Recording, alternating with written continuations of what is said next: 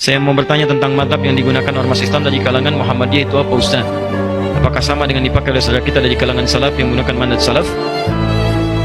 Dan apabila saya ada di lingkungan yang beda madhab, apakah yang dinamakan toleransi saya juga harus mengikuti cara bermadhab, cara ibadah seperti mereka?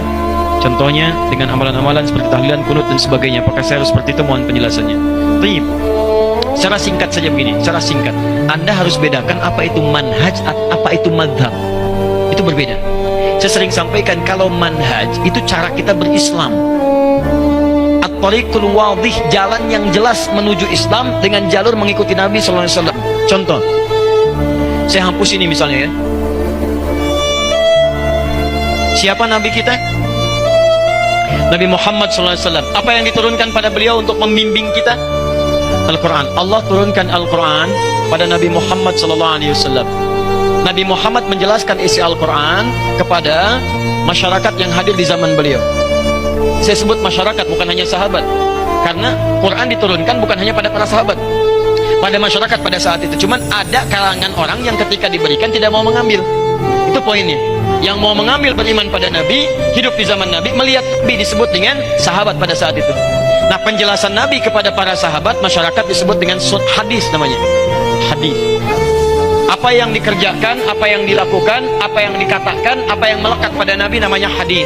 Kalau itu jadi pedoman kehidupan berubah namanya dari hadis jadi sunnah. Muncullah istilah Al-Quran dan sunnah.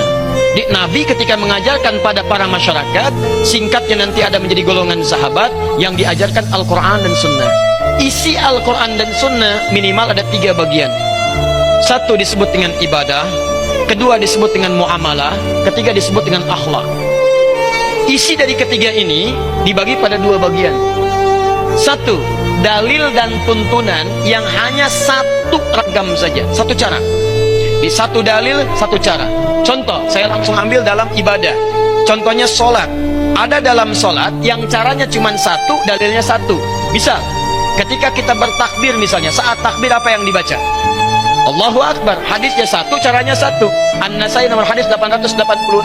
Angkat tangan Anda, letakkan yang kanan, langsung menutup yang kiri, simpan di dada.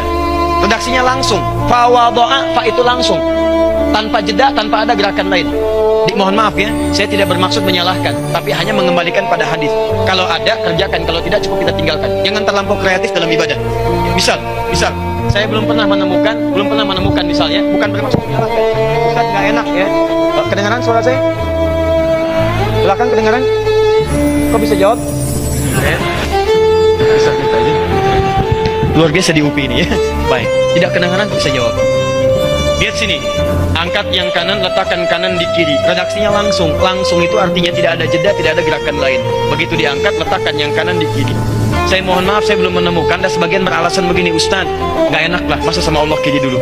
Kenapa tidak kanan dulu? Allah, kanan masuk, kiri, nah tutup misalnya. Nah, ini fokus ya. Kadang-kadang kaki naik dikit misalnya ya.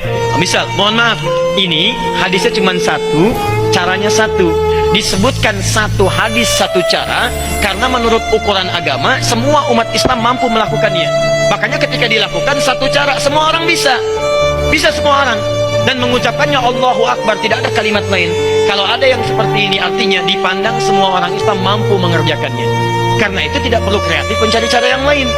Ya misal yang tadi dilipat seperti ini, saya punya koleksi 1235 kitab hadis. Saya mencari sampai dari yang hadis paling sahih sampai yang paling palsu. Saking palsunya yang tadi, di kitab hadis palsu pun tidak ditemukan. Anda bayangkan. Misal, yang kedua, ada tuntunan dari Nabi yang sifatnya beragam dalil, beragam cara. Di dalilnya bukan cuma satu, dalilnya banyak. Caranya bukan satu, caranya banyak. Contoh, masih dalam sholat, bacaan Al-Fatihah, Bismillahirrahmanirrahim, 70 hadis. Dipraktikkan 4 cara oleh Rasulullah SAW. Kadang dijaharkan, Bismillahirrahmanirrahim, jahar, keras. Kadang silent, sir, silent, pelan. Kadang tidak dibaca sama sekali. Alhamdulillahi Rabbil Alamin, tidak dibaca. Kadang dibaca rakaat pertama, selanjutnya tidak dibaca lagi. Bismillahirrahmanirrahim. Rakaat pertama. Kedua, Alhamdulillahi Rabbil Alamin. Tidak dibaca bismillahnya. 4 cara. 4 cara. Kadang baca yang ini, kadang ini, kadang ini, kadang yang keempat. Baca rakaat pertama, selanjutnya tidak dibaca lagi.